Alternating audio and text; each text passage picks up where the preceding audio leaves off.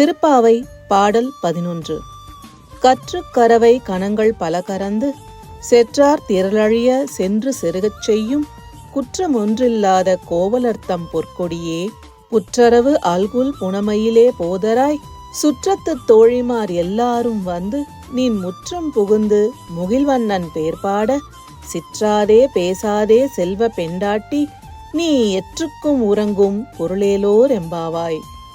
பொருள்: கன்றுகளோடு கூடிய பசுக்களிடமிருந்து பால் கறப்பவனாகவும் தங்களை பகைத்தவர்களை எதிர்த்து நின்று போரிடும் தன்மையுடையவனும் மாசு மறுவற்றவனுமான கோபாலனை தழுவ துடிக்கின்ற பொற்கொடியே, புற்றிலிருக்கும் பாம்பின் படத்தை போன்ற அல்குலை உடைய மயில் போன்றவளே, நம் சுற்றுப்புறத்திலுள்ள எல்லா தோழியரும் உன் வீட்டு வாசலில் வந்து கூடிவிட்டார்.